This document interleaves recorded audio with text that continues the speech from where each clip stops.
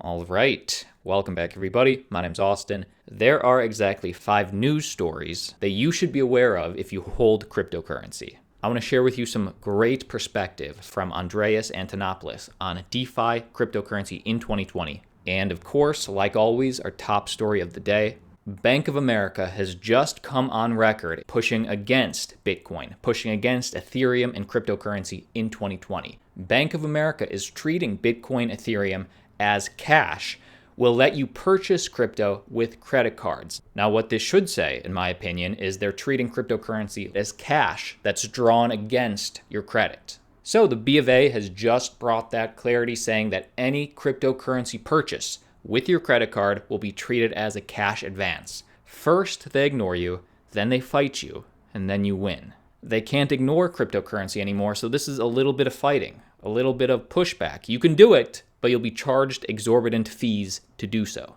What are the details? And by the way, this wasn't some press release. This was very silent. If you bank with them, you probably got a letter. Now, if you didn't, that's why you have this channel. We will keep you informed. This is dated June 2020, although most people will be receiving this the first week of July.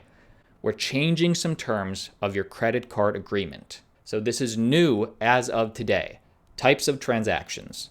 The section titled Types of Transactions has been revised to clarify that cryptocurrency is considered a cash equivalent, treated as a cash advance. This is specifically if you are buying cryptocurrency with your credit card.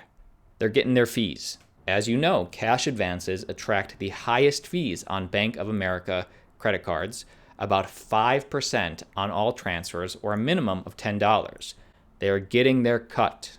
By the way, if this headline looks familiar, it's because other major banks, like Chase Bank, they've already provided this clarity to their customers last year. Well, this Bank of America can no longer ignore it. They realize they can't stop it. They can't shut it down. So they'll charge you high fees if you want to buy it through credit. Let me know your take on this. Comment down below in the comment section. Next piece of news. How to use DeFi to earn passive income with your Bitcoin. It's risky, but it can be done. Andreas Antonopoulos says using a DeFi platform is the best way to earn income with your BTC. In a recent live stream on Andreas's channel, he got asked this question. Piran asks, what options are there for passive income Bitcoin owners? Lending through decentralized finance or custodian services, or maybe something else? Please share your opinion on specific DeFi contracts or custodian services if possible. Now, what Piran is talking about here is the general idea of making your money work for you. And for me, I love hearing Andreas's perspective because he's been in this space such a long time and he has such interesting insights. He goes on to say that he prefers lending rather than trading. And when you lend, you can do it in a centralized custodial service where they control your Bitcoin, or you can do it through DeFi. And if you do it through Ethereum, there are more inherent risks than Bitcoin. Listen to this clip, like the video, listen to his perspective on just the risks of using DeFi, but he himself says, hey, he's been doing it. He's tried it out on MakerDAO. Here, for example, what you could do is you could convert your Bitcoin into Ether or directly into DAI, which is a stablecoin, and you could put it in a platform where you could lend out that DAI and earn interest. Now, is this risk-free? Is it risky? It is quite risky, and it's risky for a number of factors. First of all, you're going to be moving from Bitcoin to an Ethereum-based platform, and the security isn't quite equivalent. Ethereum has advantages in flexibility, and it pays a small price in security as a result. So first of all, the underlying platform, which is Ethereum, may have problems. It may have bugs. The consensus algorithm may have failures. You may have increases in the gas price, which leads to other cascade problems. The other platform risk you have on top of that is the platform risk in the smart contract that you're using to lend your currency. So whether that's the MakerDAO system with DAI or some other system you're using, Compound and others, that allows you to lend your funds. If those smart contracts have bugs, or should I say, when we find the bugs in those smart contracts, because it's almost impossible to guarantee that a smart contract doesn't have any bugs, and how those bugs interact with the underlying platform risk, again, you are taking a big risk there, a much bigger risk than simply holding. Disclaimer here, I do use these platforms, and I have used the DAI system in order to basically borrow against my holdings in order to generate a bit of side capital, which I've invested in other things. So I have used these systems, but I've used them knowing that I am willing to risk the entire capital base that I've invested in these systems and lose it all. Wow, great perspective. This was 90 seconds out of a full hour, 15-minute long conversation. Guys, head over to his channel, hit subscribe, hit the bell. This is a great channel if you want to keep learning every day. All right, next piece of news before Cardano, before Zimbabwe. The Chinese app TikTok may be snooping on Bitcoin addresses / other clipboard data. What this should just really say is TikTok may be snooping on whatever you save to your clipboard. And if you save your Bitcoin address to your clipboard, then they can see that information potentially. The highlights are the iOS 14 beta is now alerting users to apps accessing clipboard data. Dozens of apps, including TikTok, have been singled out as accessing data without a clear cause. So just a reminder, any intimate, private information you may have about Bitcoin or not, probably don't save it to your clipboard. Also, if it's just your BTC public address, I mean, who cares? Who knows your public address? That's only anybody could send you money if they know your public address. But that's it. It's not your private keys.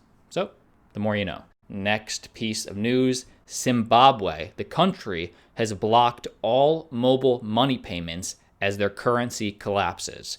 Now, if you're saying, whoa, didn't that happen last year? Meaning, again, didn't their currency collapse years ago? Yes, this is their 5th currency collapse event, and they've become exceedingly efficient at it, having a bad monetary policy and hurting their people. What's significant to you as a Bitcoin holder is that this time there was an option outside EcoCash, which is mobile payments, a private company, and maybe you could say the worst thing about this, maybe they charged high fees per transaction, but it was a way out from Zimbabwe's currency. Well, this time, Zimbabwe's government suspended all mobile money payments, including operations by dormant provider EcoCash on Friday, telling their people, hey, this is banned now. You can't use this. You got to use our currency. If you're asking why the Zimbabwe government did this, the government claims that the move of banning all mobile money payments is to avert a conspiracy to sabotage the collapsing Zimbabwe dollar. But millions of Zimbabweans rely on digital payment operators because obtaining physical cash, Zimbabwe cash, is so difficult. EcoCash is also commonly used to buy Bitcoin. Now they're saying EcoCash is banned. First, they ignore you, then again, they fight you, and then we'll see what happens. In response, EcoCash has promised to defy the ban from the government. It maintains that only Zimbabwe's central bank can order it to stop trading. All right. Crazy times. I'll keep you updated. Next piece of news before Cosmos, Cardano. Amerigo, one of the companies behind Cardano, has partnered with Travela.com, a travel site. As travel begins to gradually resume, those who need to travel can easily book hotels and travel accommodations worldwide, now using Cardano's ADA on Travela.com. So now when you're trying to find that huge savings on over 2 million plus hotels worldwide, you can pay with credit card, you can pay with Bitcoin, now you can pay with ADA. All right, interesting. Not a direct use case if you're an ADA holder, but it's another option, another form of adoption open to a lot of businesses worldwide. Pretty cool. And next piece of news, did you know that you are able to stake the altcoin Cosmos's altcoin Atom on your ledger live? You don't have to put it on exchange. You can do it right from your Ledger app. This is an article that walks you right through it, but I'll just take you right to the end. By the way, link down below in the description. Here it is. If you want to stake your Atom, you'll recognize this sort of screen from Ledger Live. You just open up your app, you'll download this app, and you'll earn rewards and take you right to it.